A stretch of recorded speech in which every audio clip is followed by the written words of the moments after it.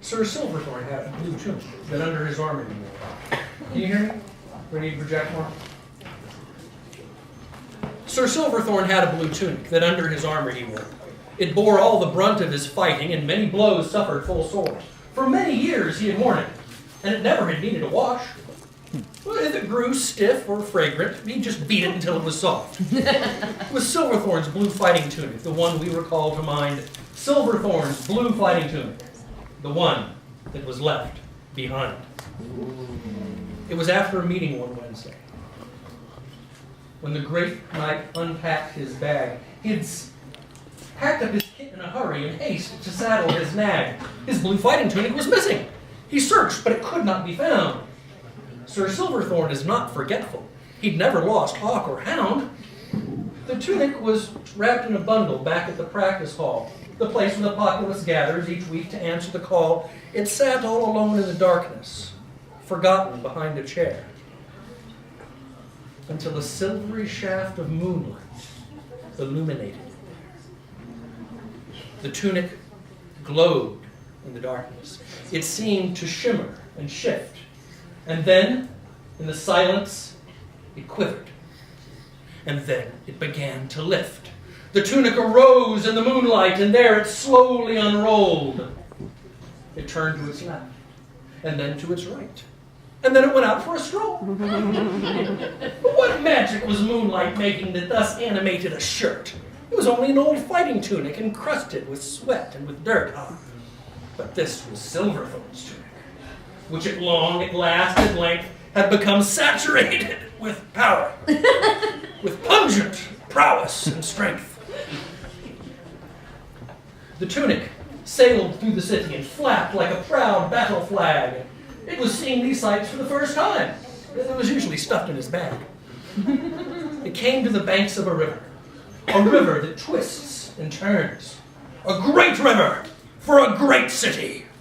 A river that occasionally burns.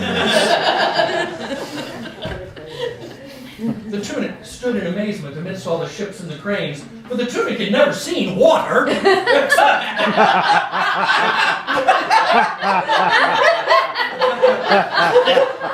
It's the biggest laugh that line has ever been. Say it again. The tunic had never seen water, except as occasionally rain. The tunic stood there and wondered, what would happen if it went for a swim? But the tunic was ripe for adventure. And so the tunic dove in. Now, you might think our story would end there, that the magic would all wash away, that the tunic would float down the river, and I'd have naught else to say.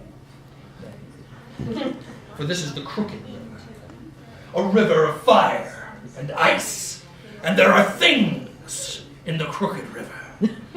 Things not noble, not nice.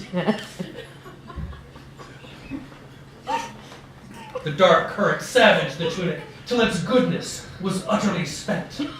The tunic, now twisted and evil, on mayhem and pillage was bent. It boarded the merchant vessel by climbing the anchor chain. It flung itself for a crewman who shrieked in terror and pain. His shipmates rushed to his aid. And they fought and they tried, but then this was Silverthorn's tunic. And it had the strength of 10 men. One crusty old salt saw the carnage, and he knew how to settle the score. For he had once been a fighter. He'd served on the Carraidhe Moor. Speaking of religions. He ran down below to the laundry. And you know what happened next. One cupful of soap, and that tunic collapsed in a heap on the deck. And thus ends the tale of the tunic that briefly knew its own mind.